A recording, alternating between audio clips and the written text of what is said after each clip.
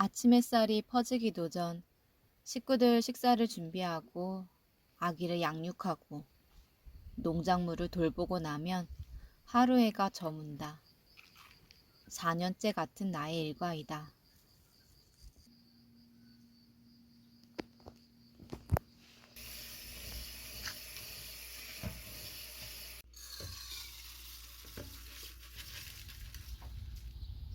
우리는 모두 각자의 인생을 나름대로 바삐 살고 있다. 그러나 반복되는 생활은 지루하고 돈을 벌기 위한 직업은 즐거움이 없다. 그래서 나의 일상의 지루함과 무료함을 발견하게 된다. 반면 누군가의 일상을 바라보면 부러울 때가 있다. 이번 영상을 만들며 부족함도 아쉬움도 많지만 일상에 묻혀있던 나를 찾는 보물찾기를 했다.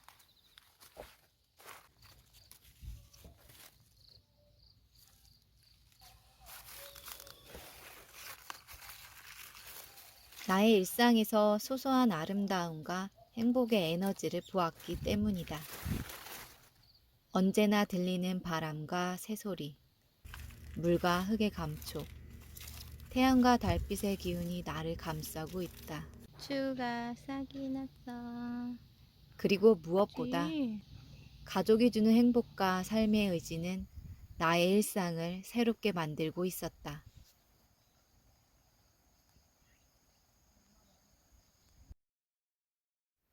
그리고 오로지 나다울 수 있는 내가 가진 가치와 목표를 실현하는 삶을 이루고 싶은 욕구가 내 안에 있었다.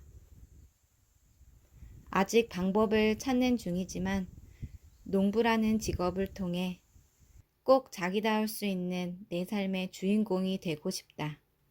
고맙습니다.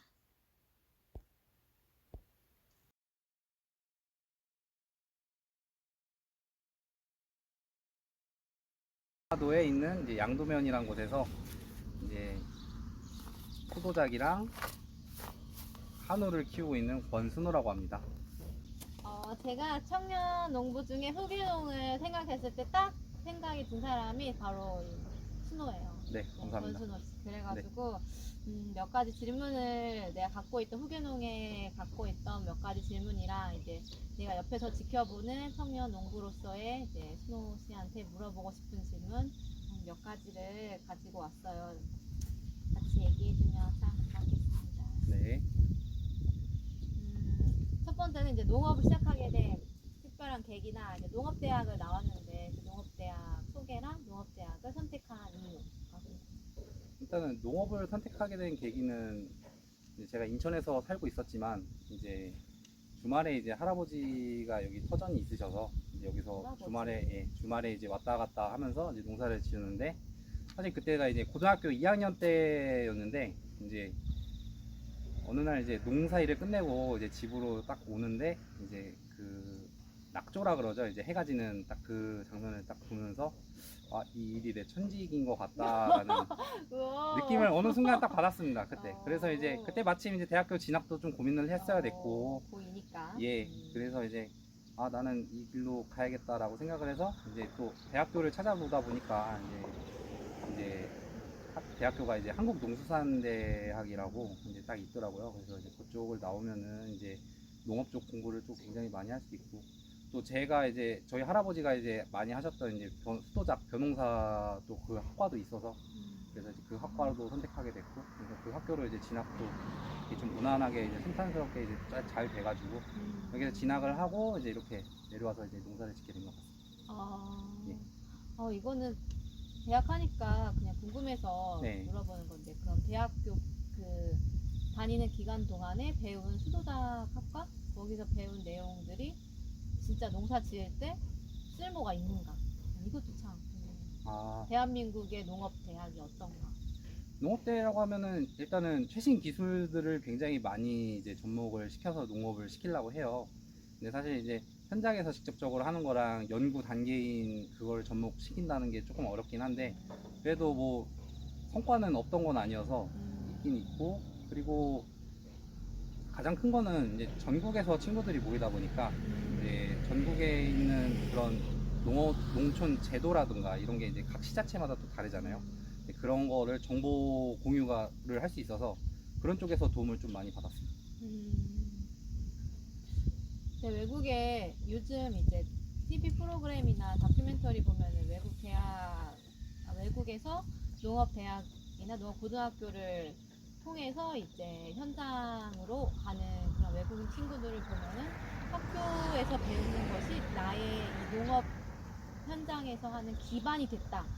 너무나도 큰 도움이 됐다. 학교를 무조건 가야지 농업을 시작할 수 있는 것처럼 너무 큰 많은 도움이나 학습을 하고 온다고 나는 봤는데 스노우 씨도 그랬을까요? 아니면 여기서 지내다 보니까 직접 경험하고 내가 농사 지는 그 시간 동안 배움이 더 컸을까? 이것도 궁금해요. 저는 사실 반반이라고 생각이 돼요. 뭐 무조건 농업 대학을 나왔다 그래서 꼭 농사를 잘 지을 수 있다 그런 것도 아니고, 사실 농사라는 게 뭐 저의 뭐 기술이나 이런 것도 있겠지만 제일 큰 거는 날씨잖아요. 예, 그런 건 날씨의 영향도 있기 때문에 그런 거 무시 못하고, 그리고 의지만 있다면은 사실 농업은 누구나 다 할 수 있는 거거든요. 그 의지가 제일 중요하다고 생각합니다, 저는. 맞아. 의지가 가장 중요하다. 예, 맞습니다. 그래서 꼭 농업대를 나온다 그래서 꼭 그런 건 아니고, 대신에 이제 좀 더 이제 농업에 대해서 이제 좀 알게 되는 그 지식의 폭이 좀 더 넓을 수는 있죠. 이제 또 포괄적으로 이쪽 지역에서는 이렇게 농사를 짓고 뭐 우리 지역에서는 어떻게 농사를 지을까, 이런 농업의 장단점도 좀 다 다를 수도 있고요. 지역마다 또 특색이 또 다 다르기 때문에 예, 그거는 뭐 꼭 이 대학을 나온다 그래서 농사를 꼭 잘 짓는다는 그런 건 없습니다, 사실. 예. 경험이 많이 중요하다. 예. 혹시 농사를 지금 몇 년 동안 했어요? 사실 뭐 어렸을 때 주말에 왔다 갔다 하면서 이제 제가 유치원 7살 때부터 이제 왔다 갔다 하면서 이제 농사일도 많이 도와드리고 했는데, 주말마다 오셨을 때요. 네, 그때 도와드리고 했는데 뭐 사실 그런 거는 뭐 경력이라고 할 수는 없고, 그냥 이제 어린 시절 그냥 코올리게 시절에 와서 그냥 도와드린 거, 고사리손 잠깐 도와드린 거 빼고는 실적으로 와서 제대로 한 거는 이제 대학교 졸업하고 24살 때부터 해서 지금 이제 31살이니까 이제 한 7년? 네, 7년 그 정도 된 것 같습니다. 우와. 농사 지면서 혹시 그러면 20대를 사실 완전히 다 여기 시골에서 청년 농부로 지냈기 때문에 대답이 어떻게 나올지 모르겠지만 이 농사일과 내가 농사를 지지 않았을 때 어떤 장단점 생각할 수 있을까요? 이게 농사를 지었을 때는 사실 농사 초창기 때는 이제 수익적인 부분에 있어서 좀 약간 문제가 좀 많았어요. 왜냐면은 아버지랑 같이 농사를 짓는데 그 규모가 사실 영세한 수준이었고, 또 제가 뭔가를 이제 학교에서 배운 거를 좀 써먹으려고 해도 이제 아버지는 자기가 기존에 해왔던 거를 또 고집하시는 그런 경향이 있으셔서 이제 그런 거를 좀 타파하는 게 조금 힘들었어요.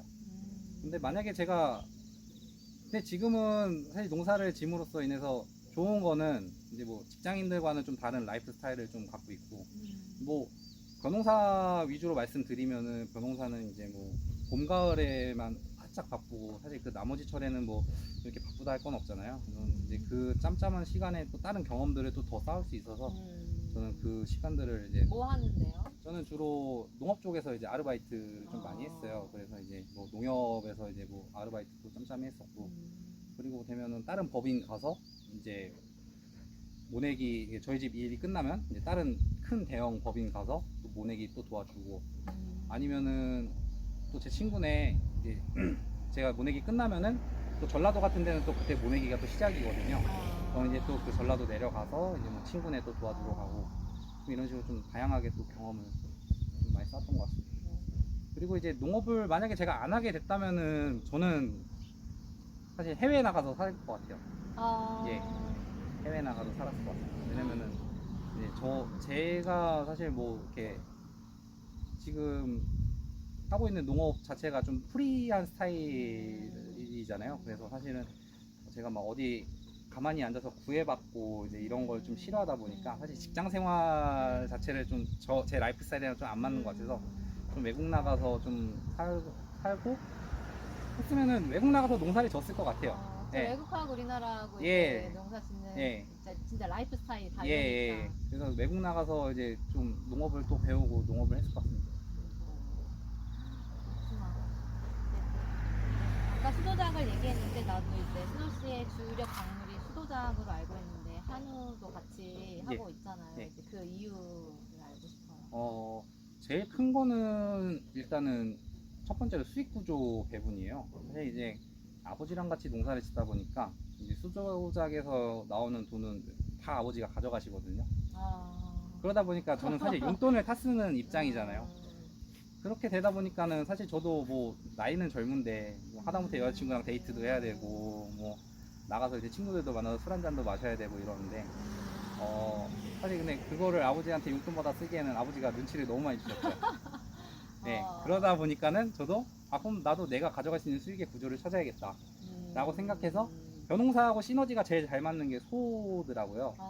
그래서 이제 아버지한테 이제 저는 소를 좀 키우게 해주십시오 라고 이제 말씀을 드려서 네, 아버지도 이제 흔쾌히 또 이렇게 해주시고 또 저희 집도 이제 조그만하게 마구간이 있어서 한 소를 한 10마리 정도 할아버지가 키우시던 게 있으셨는데 그게 어떻게 타이밍이 좀 잘 맞아가지고 이제 소를 또 키울 수 있는 조건이 좀 돼서 이제 소를 또 키울 수 있게 됐습니다.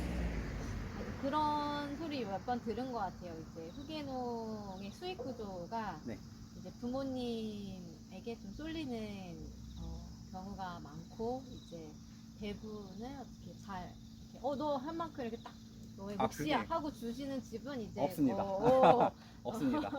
그래서 사실 지금도 제 친구들 아버지랑 같이 농사 짓는데 지금도 이제 나이가 솔직히 31잖아요, 제가요. 그러다 보는데 아직도 이제 아버지한테 용돈식으로 그냥 일은 일대로 하고 한 50만 원 정도씩 받는 친구도 있고, 예, 그런 친구들 볼 때마다 이제 저도 이제 한 소리 하죠. 너도 아버지한테 뭔가를 띄워달라 해라. 근데 항상 아버지들이 하시는 레파토리들이 있어요. 나중에 나 죽으면 다 네 다 네 거다라고 이제 말씀하시는데 저는 그래요, 아버지들. 아버지들 있는 데서 그래요. 지금 당장 죽게 생겼는데 나중에 뭔 소용이에요. 이러면서, 줄 거면 지금 주세요라고 이제 말을 하죠. 네, 근데 어쨌든 간에 사실 이제 일만 한다 그래서 다가 아니고 젊었으니까 이제 즐기고 싶은 것도 즐기고 최소한은 뭐 문화생활이라든가 그런 거 하는데도 돈이 들어가잖아요. 맞아요. 그러니까 그런 거 좀 즐길 수 있는 여건이 될 수 있게끔 좀 하다못해 내 직장인들 수준의 급여는 좀 주셔야죠. 네, 그랬으면 하는 바람인데 이제 저 같은 경우에는 뭐 아버지가 그렇게 안 하실 거 알고 있었기 때문에 자기 네. 살 길을 예, 이제 미리 마련을. 예. 어쨌든 그렇게 거기서 나온 수익의 또 일부는 또 아버지께 또 돌아가고 이러시니까 또 아버지도 불만 없으신 것 같더라고요. 예. 잘하고 있네. 현명하게. 감사합니다. 근데 혹시 이제 기반 없이 시작한 농업을 한 친구들이 있다고 했는데 예. 아까 스노 씨는 뭐 우리 아버지는 뭐 영세한 규모였다라고 말하지만 그래도 기반 없이 아예 시작한 청년 농부가 주변에 네, 있어요. 있죠. 그 친구 보면 어때요? 사실 이게 농업이라는 게 갖춰져 있지 않으면은 굉장히 고된 직업이에요. 하다못해 장비라는 것도 장비가 없으면은 다 손으로 떼어야 되는. 근데 그 손으로 떼우는 노동의 수준이 일반 노동의 수준하고 좀 달라가지고 그래서 영세 아예 그 규모가 이제 인제 막 시작하시는 농부 아무것도 없이 오셔가지고 이렇게 하시는 분들 보면은 물론 이제 후계농을 하면은 그 후계농 자금으로 이제 대출을 받아서 땅을 사시긴 하시는데 근데 사실 그 땅을 사셔가지고 나중에 돼서 그 대출금을 갚아야 될 그만큼의 수익 구조는 안 나오신다는 거죠. 그러다 보니까는 이제 그런 경제적인 부분에서 굉장히 힘들어 하시는 것 같아요. 예. 물론 이제 되시는 분들은 중간중간 아르바이트 하시면서 이렇게 농사일도 병행하시고 하시는데 물론 저도 이제 옛날에는 저도 이제 초창기에는 저희 집이 영세하다 보니까 저도 이제 집에 거 농사일을 해주고 남는 시간은 계속 틈틈이 이제 농협이나 이런 데 가서 아르바이트를 한 게 그런 경제적인 부분에서 버티지 못하면은 사실 버틸 여력이 안 되니까 그래서 이제 그거 버틸라고 그렇게 아르바이트해서 버틴 거였거든요. 근데 물론 신념 있게 하시는 분들도 계세요. 뭐 친환경이나 이런 쪽으로 저도 항상 그런 농부분들하고 이제 말씀을 나눠보면은 본인은 그러니까 저는 이제 수익적인 부분에 대해서 굉장히 많이 얘기를 하거든요. 차라리 약을 뿌리셔서 농산물 품질을 좀 더 좋게 하셔서 이제 수익을 더 올리시라라고 말씀을 드려도 이제 그분들은 자기는 친환경으로 해야 나중에 이제 먹거리나 이런 거에 대해서 건강 문제랑 또 직결이 되다 보니까 그런 부분에서 신념을 갖고 귀농하신 분들이 굉장히 많으시더라고요. 그래서 그러면은 네, 그럼 그렇게 신념을 유지하면서 하시라고 저는 응원해드리고 있죠. 제가 또 도와드릴 수 있는 부분 또 도와드리고요. 그래. 그렇지만 그럼에도 불구하고 기반 없이 시작한 농사는 굉장히 힘들고 엄청 힘들어요. 어렵다. 네. 만약에 부모님이 농사를 안 지으셨어. 네.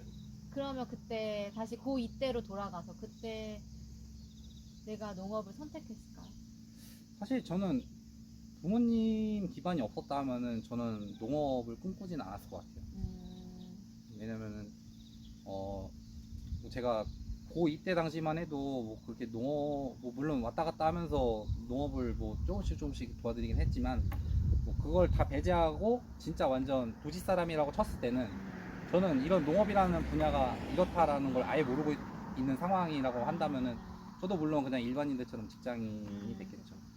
네. 좀 다른 길이 있다면 이제 좀 외국 나가서 이제 좀 사는 그런 자유롭게. 그런 걸 추구하게 되겠죠.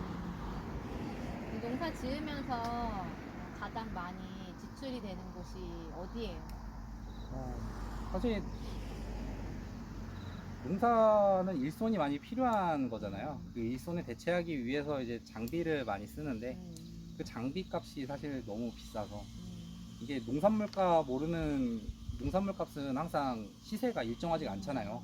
그렇죠. 뭐 너무 잘 되면은 폭락하는 경우도 있고 이제 너무 안 되면은 가격은 또 높은데 또 수확량이 또 적게 나와서 또 돈이 안 되는 경우도 많고 그렇다 보니까는 농산물 가격은 일정치 않은데 농기계 가격은 꾸준해요.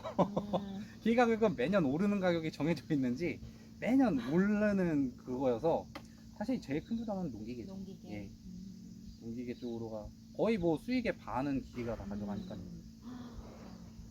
농사 철학이나 아니면 앞으로 이제 농업을 계속 이어 나갈 텐데 네. 어떤 목표 지점을 갖고 일하고 있는지 이제 일하고 있겠지. 저는 사실 농업의 기업화를 추진하고 있습니다. 예, 기업화를 추진하고 있고 일단은 대규모의 규모화된 영농과 이제 분업화된 시스템 이제 그런 거 포함해서 좀 계열을 좀 만들라 그래요. 그래서 이제 뭐 예를 들어서 가공이면 가공 쪽의 계열을 쌀을 또 만들고 또 원물이면 원물 생산에 또 집중을 해서 그런 계열을 또 만들고 그렇게 해서 이제 투트랙으로 좀 끌고 가서 이제 좀 체계적인 기업화를 좀 만들고 끌고 싶다. 있는데 그럼 지금 7년 동안은 열심히 몸으로도 일하고 네. 이것도 아르바이트도 하고 이제 경력을 쌓으면서 어느 정도 나를 만들었다 뭐 이렇게 생각을 들어서 새로운 도전 그 다음에 또 다른 발전을 위한 네. 그런 결심을 한 거네요. 예, 맞습니다.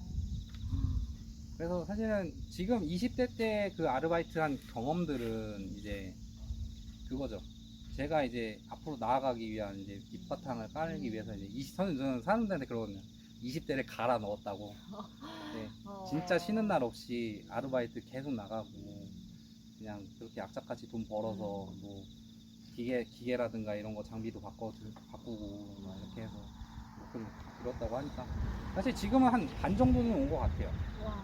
예, 반 정도는 온 것 같고 근데 앞으로는 저 나이 또래의 젊은 친구들을 좀 많이 이제 포섭해서 그 친구들하고 같이 이제 좀 재미있게 재미있고 돈을 많이 벌 수 있는 그런 영농 구조를 좀 만들고 싶고 되면은 그리고 또 이 지역 사회에 또 어떤 보탬이 좀 될 수 있는 그런 일들도 좀 하고 싶어서 뭐 이제 좀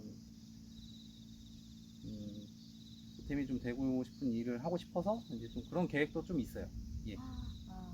멋진데 다음에 또 이런 얘기 나눌 때가 있으면 네. 수호 씨가 생각하고 있는 그 계획이 어느 정도 진행됐고 실현됐는지 그 얘기를 나눴으면 좋을 것 같아요. 아유, 감사합니다. 내가 준비한 질문은 마지막으로 귀농이나 농업을 하려는 또래에게 전하고 싶은 말.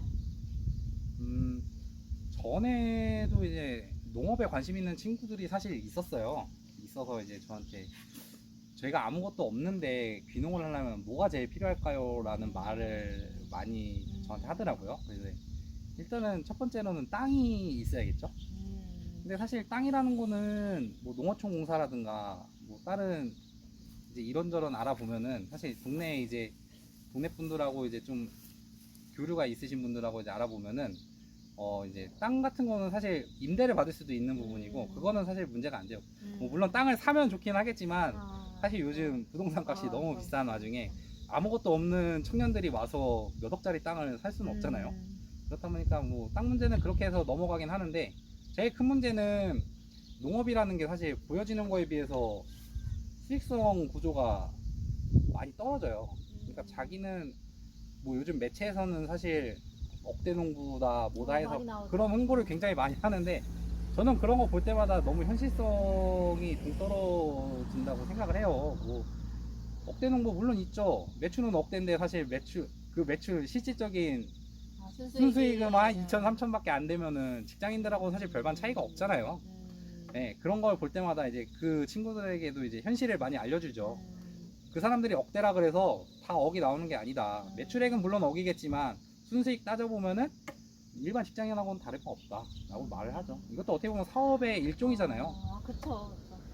그 친구들한테도 이제 만약에 그럼에도 현실을 깨우쳐 줌에도 불구하고 나는 무조건 하고 싶다라고 하는 친구도 있었어요. 난 그래도 해보고 싶다라고.